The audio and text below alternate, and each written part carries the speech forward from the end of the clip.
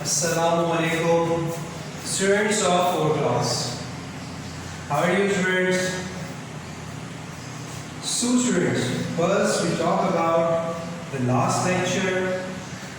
So, students, last lecture में हमने क्या किया था? In the last lecture, students, we have discussed about the comparing fraction, ordering fraction. ठीक है, मैंने आपको बताया था students arranging fraction in ascending and descending order. ठीक है, और किस तरह से हम फ्रैक्शन को सिंपलेस्ट फॉर्म में करते हैं. सो आज हम क्या स्टार्ट करते हैं स्टूडेंट्स? आज स्टार्ट करते हैं exercise 3A. Okay, on page number 57. Page number 57 exercise है 3. Question number 1. Okay, question number 1 है students, we have fill the blanks. Okay, so now I'm going to read the fill the blanks. First, A है 1/10, 2/10, 9/10. अच्छा, इसको और dash fraction. Student, मैंने आपको ये चीज बताई थी, जब डिनोमिनेटर सेम आ जाए तो हम क्या कहते हैं? This is a like fraction. ठीक है, अगर डिनोमिनेटर चेंज हो, ठीक है, तो उसको क्या कहते हैं हम सब? Unlike fraction. ठीक है, जैसे we have b 1/8, 1/10, 1/10, 1/8, 1/10 and 1/12 is equal to dash fraction, and that is unlike fraction. और ये है एग्जाम्पल स्टूडेंट इसकी अनलाइक फ्रैक्शन. ठीक है, now the C we have 20/32 and 5/8. अच्छा, ये किसी एग्जाम्पल है, कैंसिल करते हैं. 20 है और 32 है. ठीक है स्टूडेंट्स, मैं कोई ऐसा टेबल जिसमें 20 भी है 32 भी है. ठीक है, 4 का टेबल है student. 4 5s are 20, 4 8s are 32. मतलब वैल्यू 5/8 इसकी भी आती है. तो इसको पता है तो क्या कहते थे? और मैंने आपको ये चीज बताई थी, इसको कहते थे हम सब इक्विवेलेंट फ्रैक्शन, क्योंकि ये एक दूसरे क्या है? बिल्कुल इक्वल है, इक्विवेलेंट है. अगर मैं इसको कैंसिल आउट करूं 20/32 तो आंसर क्या आएगा? 5/8 आएगा, जो यहाँ पर है ऑलरेडी. इसीलिए इसको क्या कहते हैं? Equivalent fraction. The D we have 3/5 is dash, then 5/6. अच्छा, ये देखते हैं ग्रेटर है या स्मॉलर है. अच्छा, इसका तरीका क्या होता है स्टूडेंट? जब दो फ्रैक्शन हो तो हम क्या करते थे? Cross multiply. आपको याद होगा स्टूडेंट, जैसे यहाँ पर 6 है तो मैं इसे भी और यहाँ पर भी 6 लिखूंगा. ठीक है, 5/1 यहाँ पर 5/6 है तो यहाँ पर डिनोमिनेटर में क्या था? 5 था ना, तो मैं क्या करूँगा? 5 मल्टीप्लाई यहाँ पर भी, 5 यहाँ पर भी. ठीक है, 3 multiply by 6 18, 5 multiply by 6 30. Okay, 5 multiply by 5 25, 6 multiply by 5 30. अब बड़ी वैल्यू कौन सी है? 25. जब देखिए आप लाइक फ्रैक्शन हो गए, डिनोमिनेटर क्या हो गए? सेम हो गए. अब काउंट करते हैं ऊपर वाली वैल्यू. 18 है और 25 बड़ी वैल्यू है तो ग्रेटर ये है. इसका मतलब ये है ग्रेटर क्या है? 5/6 3/6 जो फ्रैक्शन है वो ग्रेटर है और 3/5 स्मॉलर है, तो हम किस तरह से लिख सकते हैं स्टूडेंट? 3/5 is smaller than 5/6। ये चीज समझ आ गई स्टूडेंट? अच्छा, द लास्ट ई में क्या है हमारे पास? 2/11, 4/11, 6 and 8। okay, 2/11, 4/11, 6/11 and 8/11। order is data ascending order और descending order? ठीक है, एक चीज आप देखिए स्टूडेंट्स कि यहाँ पर इंक्रीजिंग है या डिक्रीजिंग। अब आप यहाँ से लेकर यहाँ तक मूव करें जरा देखें, 2 से 4, 4 से 6, 6 से 8, मतलब ये ऑर्डर है इंक्रीजिंग ऑर्डर है। ठीक है, जब इंक्रीजिंग ऑर्डर है उसको हम क्या लिखते हैं? Ascending order.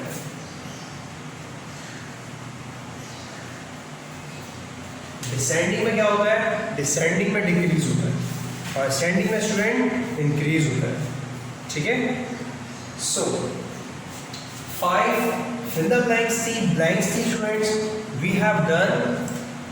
ठीक है, आपको पता है स्टूडेंट्स मैं आप लोगों को ज़्यादातर ट्रू एंड फॉल्स नंबर देता हूँ। ठीक है, क्योंकि ट्रू एंड फॉल्स आसान होते हैं इसलिए मैं आप लोगों को देता हूँ। ठीक है, अच्छा, ट्रू एंड फॉल्स आप लोग कॉपीज में कीजिएगा, बुक में नहीं कीजिएगा। ओके, नाउ ये मिटा देता हूँ, अब हम क्वेश्चन नंबर 3 करते हैं। ठीक है, अच्छा, क्वेश्चन नंबर 3 क्या है? Select the correct answer from the given option। इसका मतलब क्या है? MCQs, we can say that। Question number 3। अच्छा, question number 3 part A. The lowest form of 100/275। 100/275। ठीक है, लोएस्ट फॉर्म मतलब क्या है स्टूडेंट? हम इसको कैंसिल आउट करेंगे। कैंसिल आउट का तरीका क्या होता है? सेम टेबल 100 है और 275 स्टूडेंट्स 5 का टेबल देखते हैं। ठीक है, इस तरह से ये 10 है, इसको 10 100 देंगे, 10 काउंट करेंगे, 2 5s are 10, 5 का टेबल पढ़ रहे हैं, 5 2s are 10, 0 as it is. अब दोबारा देखिए किस तरह से करते हैं। मैंने 27 काउंट किया है, 5 में कितना पड़ेगा? 27 आ जाएगा, 27 से कम 5 5s are 25। यहाँ पर स्टूडेंट 2 है अभी बचे हैं, क्योंकि 27 minus 25 2 रिमेन। ठीक है, 2 वो इसके साथ आ जाएगा, मतलब 5 है ये, नाउ इट्स बिकम 25। ठीक है, अब नाउ 5 का table, read the table of 5 until it comes 25। yes, 5 5s are, मतलब क्या चीज आ रही है इसमें हमारे पास? 20/55। क्या मैं मजीद इसको कैंसिल कर सकता हूँ? कोई ऐसा टेबल कि मैं मजीद इसको सिंप्लीफाई करूँ? Yes, again 5 4s are 20, 5 1s are 5 1s are, मतलब आंसर जो आ रहा है स्टूडेंट वो आ रहा है 4/11। देखिए, अब देखें इसके बाद कोई ऐसा टेबल है, ठीक है, जिसमें 4 भी है और 11 भी है। ऐसा कोई टेबल नहीं है, क्योंकि 11 तो प्राइम नंबर है, वो अपने अलावा और किसी के टेबल में आता ही नहीं है। मतलब इसका जो करेक्ट आंसर है वो है 4/11, correct answer. Okay, now the B part we have, अच्छा, 2/9, 1/4, 7/12। 2/9, 1/4, 7/12। ठीक है,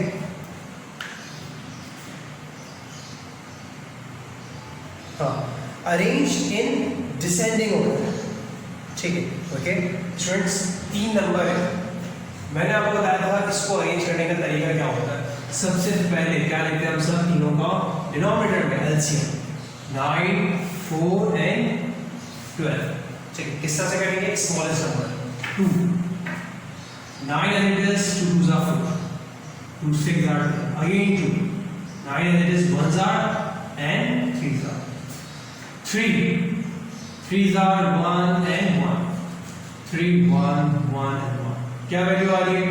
2 multiplied by 2, 3 multiplied by 3, 2 2s are 4, 4 3s are 12, 12 3s are 36. ठीक है, 36 वैल्यू, मतलब 36 मुझे करना है 9 का टेबल, तो इतना 9 का टेबल इतना बड़ा है कि 36 आ जाए।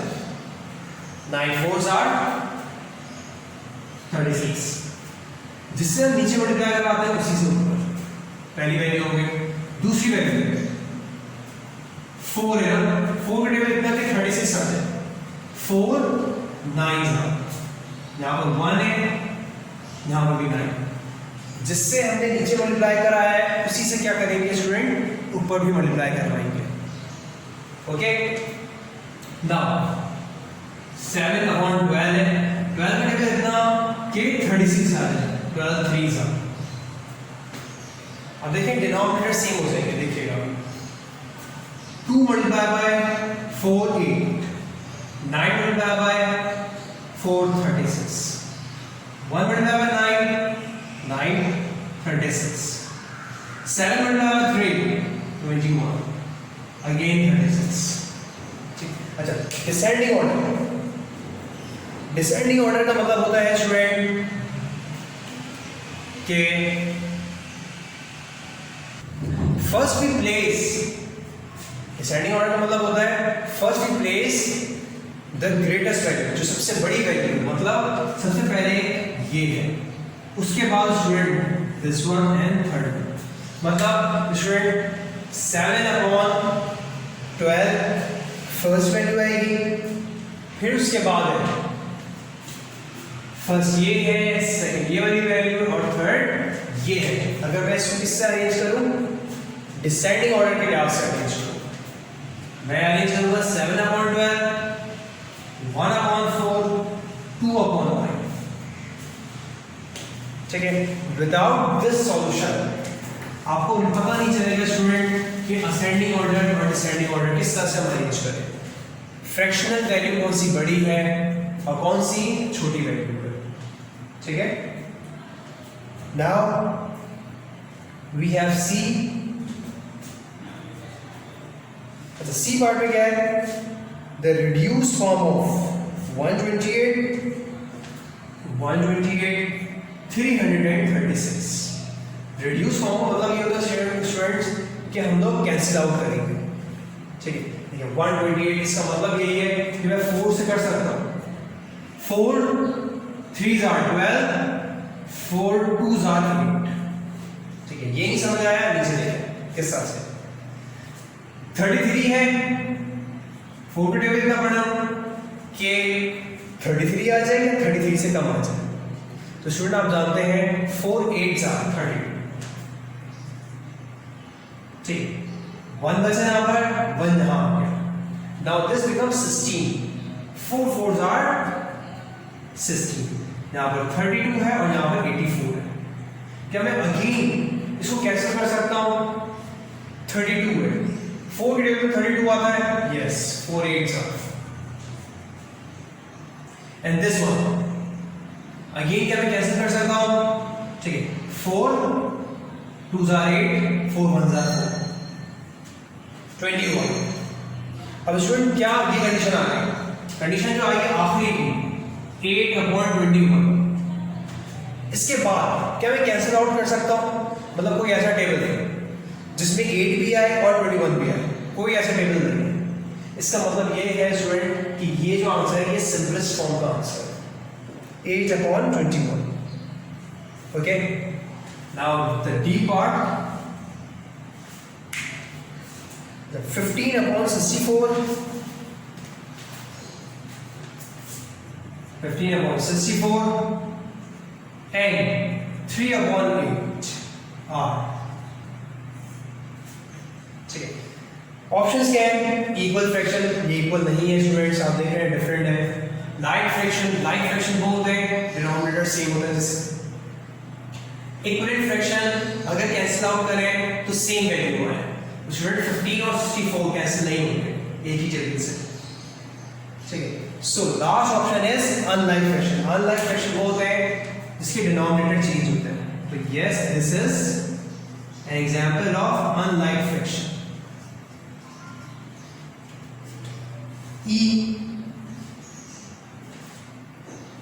ई है हमारे पास अनलाइक फ्रैक्शन है। अनलाइक फ्रैक्शन में क्या चीज होती है? द सेम डिनोमिनेटर बिल्कुल भी नहीं, one as denominator, different denominator, the same numerator.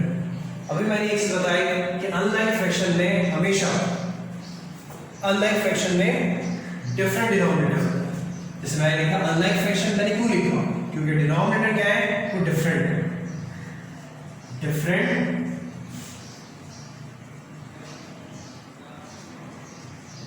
Denominator, that's why it is called unlike fraction. इसीलिए हम इसको क्या कहते हैं? अनलाइक फ्रैक्शन कहते हैं। Okay students, now move towards question number 4 की तरफ चलते हैं। So student, the question number 4, ठीक है, आसान क्वेश्चन है, रीड करते हैं। Circle the set of like fraction. जो लाइक फ्रैक्शन है उनको सर्कल करना है। जैसे स्टूडेंट मैंने लिखा ए,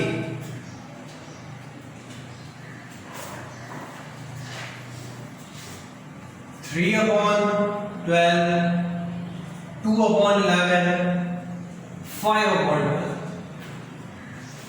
आप कलर पेंसिल यूज कर सकते हो। ओके, उन्होंने कहा है कि जो लाइक फ्रैक्शन है उन्हें सर्कल करें।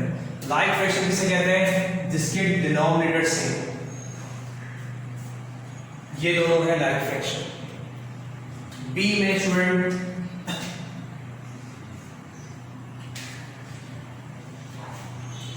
We have 9 upon 20, 8 upon 10, 16 upon 20। ठीक है, इस कंडीशन में अगेन लाइक फ्रैक्शन 20, डिनोमिनेटर 20। ठीक है, इस तरह से सिर्फ क्या करना है? हमें सर्कल करना है।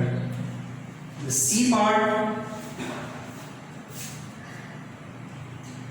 4 upon 14, 1 upon 50 and 6 upon 50। GB में लिख देता हूं students, 91 upon 100, 96 upon 101 and 89 upon 100। बहुत आसान है स्टूडेंट। लाइक फ्रैक्शन मुझे सर्कल करना है, 1 upon 50, 6 upon 50, 91 upon 100, 89 upon 100। ठीक है स्टूडेंट्स, आप लोग कलर पेंसिल यूज कर सकते हैं, ठीक है, ताकि आप लाइक फ्रैक्शन को क्या करें? सर्कल करें।